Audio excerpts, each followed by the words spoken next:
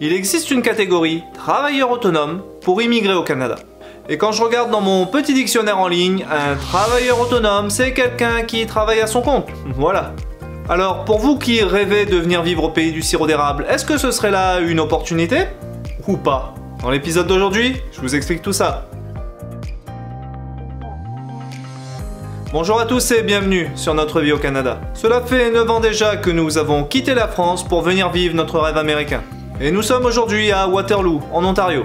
Et c'est sur cette chaîne que nous partageons avec vous notre expérience sur la vie au Canada. Ainsi que tout un tas de trucs et astuces si vous aussi, vous voulez venir vivre là. Pour ne rater aucune de nos vidéos, abonnez-vous dès maintenant et cliquez sur la petite cloche pour activer les notifications. Parce que je vous assure, vous ne voulez vraiment rien manquer de tout ça.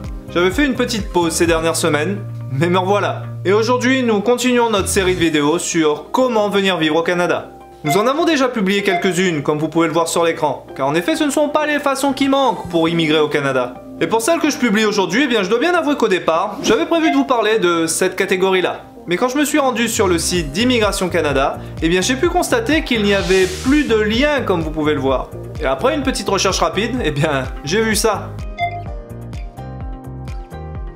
Ok, donc ils ont fermé cette catégorie. Alors bien évidemment, je me suis tourné sur celle qui vient après sur la liste. Celle-là, la catégorie des travailleurs autonomes. Voyons un peu ce que vous devez savoir sur celle-là. Alors comme je l'ai dit plus tôt, un travailleur autonome, c'est quelqu'un qui travaille à son compte. Et de prime abord, on pourrait penser que ça pourrait être tout et n'importe quoi. Que c'est une catégorie très ouverte qui offre de multiples possibilités pour qui souhaite venir vivre au Canada. Tu parles, ce n'est vraiment pas le genre d'Immigration Canada. Regardez ce paragraphe-là. La catégorie a beau s'appeler travailleur autonome, elle ne concerne que les travailleurs autonomes dans le domaine de la culture et du sport. Finalement, c'est plutôt restrictif tout ça. Mais ne perdez pas espoir tout de suite et regardez ce qui va suivre, parce qu'il y a peut-être quelque chose à creuser là. Quand j'ai lu cet énoncé, je dois bien avouer que je me suis tout de suite dit « Ok, voilà une catégorie qui n'est faite que pour les artistes et les sportifs de haut niveau. » Ce qui sur la base de cet article est effectivement le cas. Et bien évidemment, ça restreint drastiquement le pool d'admission, je crois. Fort heureusement, il y a un peu plus que ça. Regardez le petit tableau là. Journaliste, écrivain, coach sportif, designer. Voilà également quelques petits exemples de personnes qui peuvent postuler dans cette catégorie-là. Il y a toute une liste de professions en fait. Mais elle n'est pas si évidente à trouver ma foi. Bonne nouvelle pour vous, j'ai cherché et la voilà. Encore une fois, il faut se référer à la classification nationale des professions du Canada, la fameuse CNP dont nous avons parlé dans les épisodes précédents. Rendez-vous sur cette page et descendez jusqu'à la catégorie numéro 5. Ici, là. Et vous y trouverez toutes les professions qui sont admissibles pour ce type de visa. Vous pouvez également trouver un petit résumé sur cette page-là. Et vous avez là en fait votre première étape. Regardez si votre profession est éligible à cette catégorie-là. Si c'est le cas, super, voilà peut-être votre porte d'entrée pour le Canada. Mais bien évidemment, les prérequis ne s'arrêtent pas là. Une fois n'est pas coutume, l'expérience fera toute la différence ici encore une fois. Pour être éligible à cette catégorie, vous devez justifier d'au moins 2 années d'expérience dans le domaine. Alors tout cela sera bien évidemment évalué par un agent d'immigration. Et vous le voyez ici, pour que votre candidature soit admissible, il faut que votre contribution dans le domaine ait été jugée significative. Si vous avez publié un e-book sur Amazon le mois dernier, ou si vous avez coaché l'équipe de basket de vos enfants, quelque chose me dit que ça ne suffira pas. Et en plus de pouvoir justifier d'une certaine expérience dans le domaine, vous allez retrouver ici également le même système de points dont nous avons déjà parlé lorsque nous avons abordé la catégorie du travailleur qualifié fédéral. 5 critères sont pris en compte ici. Votre expérience, votre éducation, votre âge, votre capacité d'adaptation et vos compétences linguistiques.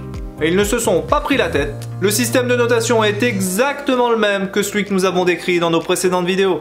Regardez pour le coup ma vidéo sur la catégorie des travailleurs qualifiés pour pouvoir revoir celui-ci en détail. Seule exception notable, le seuil d'admissibilité. Ici, vous n'aurez besoin que de 35 points pour être éligible. Et vu que cette catégorie s'adresse quand même à un groupe restreint d'individus, c'est un moindre mal. Dans ce programme, vous venez pour travailler à votre compte. Donc vous devez pouvoir justifier que vous avez les fonds nécessaires pour ce faire dès le départ. La preuve de fonds est un grand classique en matière d'immigration au Canada. Tout est codifié là. Et on se prend pas la tête, les conditions sont exactement les mêmes que pour toutes les autres catégories d'immigration au Canada. Voilà le détail qui tue, regardez ici. Environ 34 mois. Vraiment pas rapide tout ça. Au passage, je ne vous l'ai pas dit, mais vous devez sans doute vous en douter. Ce type de visa est valable partout au Canada, sauf au Québec. Comme toujours, voilà une exception notable pour les francophones qui suivent notre chaîne, je crois. Eh bien, au vu des conditions énoncées, ce ne serait vraiment pas la première catégorie que j'envisagerais pour immigrer au Canada. La catégorie est beaucoup plus restrictive que son nom ne le laisse paraître, les délais sont beaucoup plus longs que ce qu'on peut rencontrer pour entrer express.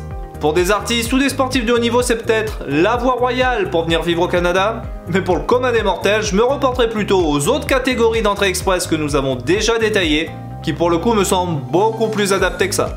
En règle générale, les processus d'immigration sont longs et contraignants, donc je viserai toujours la simplicité. Et cette catégorie des travailleurs autonomes, elle n'est pas si simple que ça, je crois. Voilà, vous connaissez maintenant l'essentiel de ce qu'il y a à savoir sur ce type de visa. Et comme vous pouvez le voir, l'énoncé de la catégorie est un peu trompeur, ma foi. Mais après avoir visionné cette vidéo, vous savez maintenant de quoi il en retourne. Et vous avez maintenant tous les éléments pour savoir si vous devez vous y pencher plus en détail, ou pas. Entrée express me semble bien plus simple, encore une fois.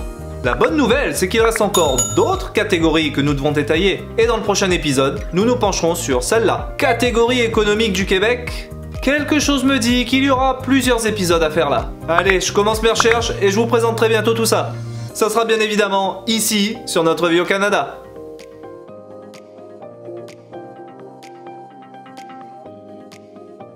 Et ben voilà. Une vidéo, une. Allez, j'en ai plus que 2 à éditer. C'est parti.